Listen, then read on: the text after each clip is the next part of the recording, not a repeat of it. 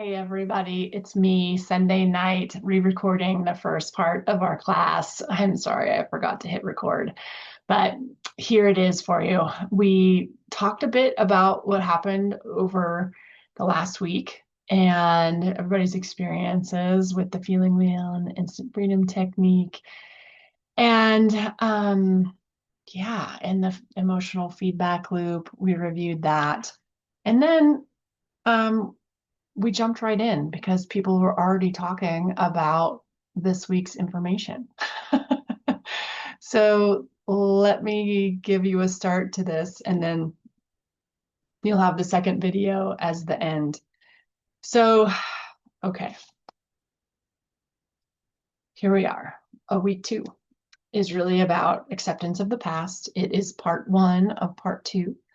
So homework is going to be a little lighter this week. It will you're still going to want to continue to use the feeling wheel and instant freedom technique, but there's some reflection questions that will set you up for next week, really. So we talked about last week how there's this emotional feedback loop that at a certain point in the loop, it starts to work with our environment. And what happens is we start to get feedback that comes in from the environment that starts to I guess it just serves to keep us in the emotional feedback loop. So, and you can change your inner state and you can change what's in the environment, but it's really about what's happening inside that we're trying to notice. And so, what we're really doing is getting willing to look at what's happening, what's creating these feedback loops, and a reminder that our reality is only our perception. And we are identifying what is filtering through that. And in this particular case of this week, how our past is influencing us and how sometimes we can have a trigger of something that happened to us a long time ago that recreates our current experience. So, all right.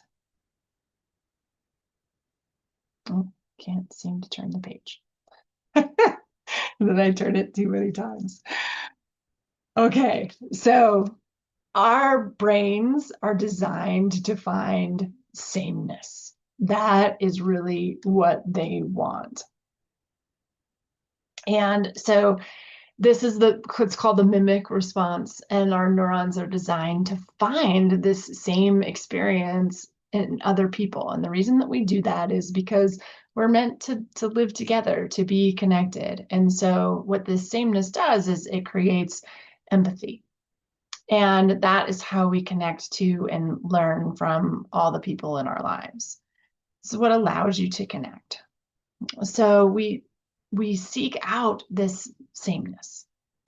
And well, the simple example is somebody smiles at you and you might smile back. So, and what happens is that often there is a trigger or a synchronicity that happens. So if someone is mirroring something to us and we're seeing that sameness and we don't like that, then we call that a trigger.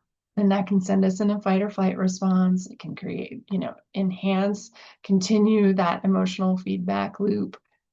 And it activates feeding that loop in a lot of ways.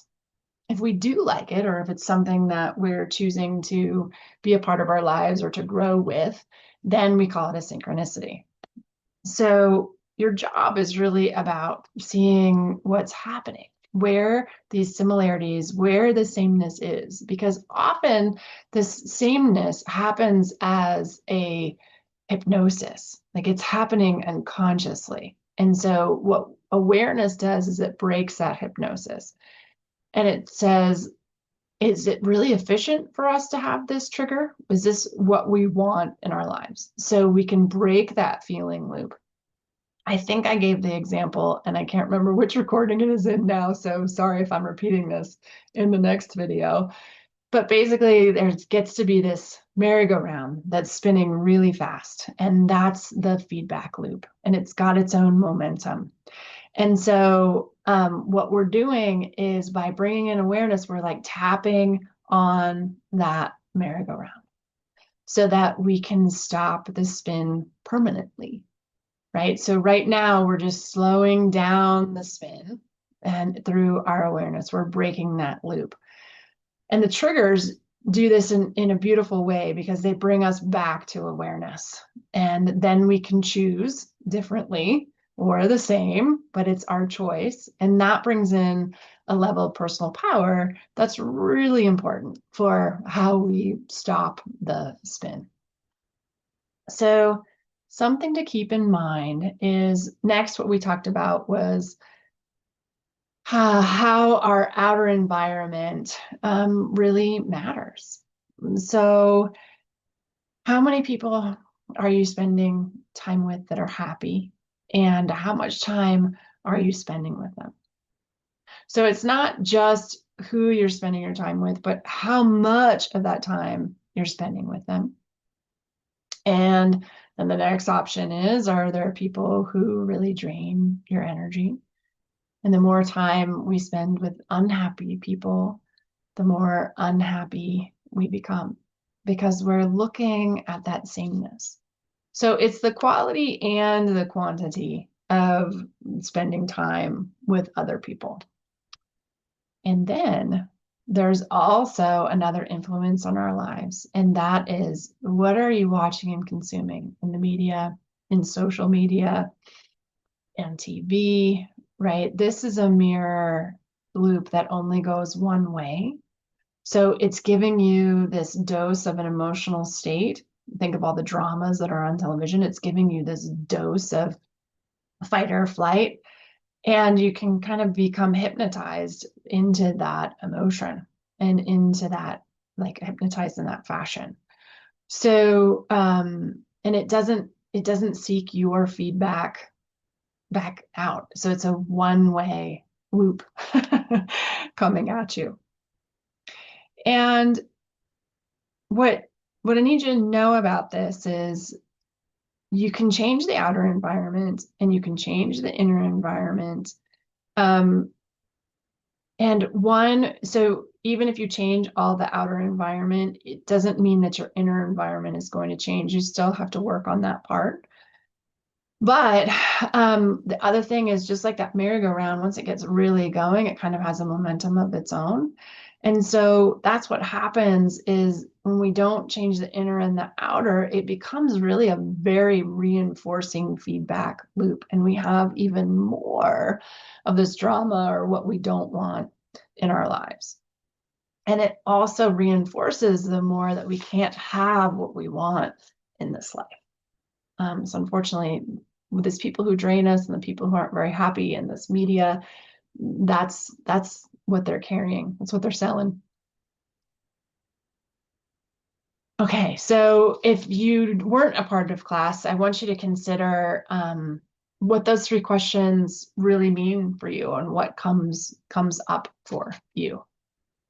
I know for me, we talked a bit about media and how that can really affect us in the class. I know that's true for me, that it's really hard for me to get out of a loop of negativity, just simply because the media is so sensationalized these days. So I even told my family that I would not watch any more really scary action-packed movies because I just don't like the way I feel afterwards. Okay, so let's move on to the 7 mirrors of perception. We are only going to do 3 mirrors today. And really what you need to know about them is they're how our minds categorize our thoughts for efficiency. They see it, our mind sees this complex world and it's just looking for simple ways to navigate it, right? So and those are all of this is in their 7 mirrors of perception, and it comes out of a Jewish tradition. I think it's called the Essene. And this was like very long ago when we were really had stone tablets. So that's how long ago they created or somebody named these mirrors for the first time. Now, since then, they have been adopted by psychology. This will be another one of those things, like if you're familiar with the mirrors, then you know this already, but I encourage you to just be open to the lesson today, because it's building on what's really important about the brain game is how we build on 1 week from the net to the next. So it's building on the instant freedom technique, and it's building on the feeling wheel. And so come with an open mind again, even if you've heard this before. So, and what I want you to do as we talk about it is take note. Do I recognize this? Does this feel familiar? Just notice your response to the mirrors as we talk about them. Okay. So the first thing is, I'm not sure if I said this yet, but a trigger is only a trigger if you have an emotional response. So if you don't have a response to it, then it's not a mirror that you necessarily need to pay attention to. But if you have emotional response to it, then you're starting that emotional feedback loop. There's something here for you. And often all of these mirrors, not often, but all of these mirrors are here for you. They're pointing out something that you feel is a weakness and you are looking to strengthen. So the habits mirror is one of the most, they say it's one of the most obvious, but it's also one of the most oversimplified. So this is where you're identifying unconscious behavior patterns. This is what a habit is all about. It's an unconscious behavior pattern. Where are you seeing your current behaviors and habits in others? And where are you unconsciously judging yourself as a result? So the example I gave in class is that I had lunch with a friend of mine yesterday, and she has a very challenging experience with her father in that he's a narcissist. And so her take on this mirror for a long time was that, because he so triggers her by being a narcissist, that she must be a narcissist too, that he's mirroring that behavior in her. And that's an oversimplification of this mirror. Truly, what is happening for her is that he's teaching her how to use her voice, how to decide what matters for her, and to speak up for it. And that isn't selfish when it's in balance and your ego, and you're aware of your ego. And so she's learning those lessons through a narcissist. But that's what he is mirroring for her is how do you speak up for what you need to a narcissist? So it's a very challenging lesson, but a very powerful one. Okay. This is what my mom would call, if you spot it, you got it. So, yeah, and really it's about grace and forgiving yourself for having something that you judge yourself about, and maybe offering yourself grace and presence, and knowing that you can improve a habit and change a habit whenever you like.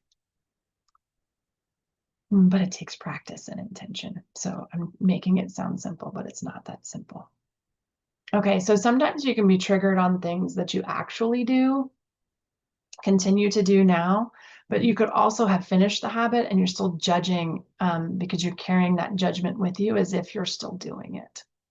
So another little nuance to this. And the mirrors are very nuanced. So if you are looking for something that's like really all one thing or all another, I want you to look for the nuance instead. Chances are you won't have just one of these mirrors at a time. They kind of go together in my world. And so just know that. I know that it's really common and really almost comforting to try to have it like either be black or white, seeing if you're doing it right or wrong. And this is just a little more muddy than that. So hang in there with it. And I promise that the universe is going to bring you opportunities this week that make it more clear. Okay. So the next one is judgment and comparison. And if you are human, you have this. And so it's just really unlikely that you are someone who hasn't ever judged someone or compared yourself to someone.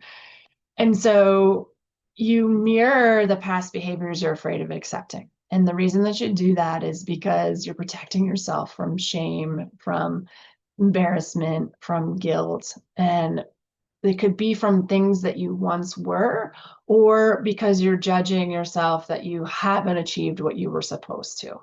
So you project your shame and jealousy so that you don't have to feel that for ourselves. So this is definitely one that I have been stuck on and still can fall into. So it's very, very common, just looking at my notes. And know that for this week, it's enough to just become aware of these mirrors, and life will show you the details. So we use judgment and comparison to kind of protect ourselves from remembering shame and guilt. And I think this is where the next video starts up. So thank you for doing 2 recordings this week. Sorry, I'll try to remember next week. We'll see what happens.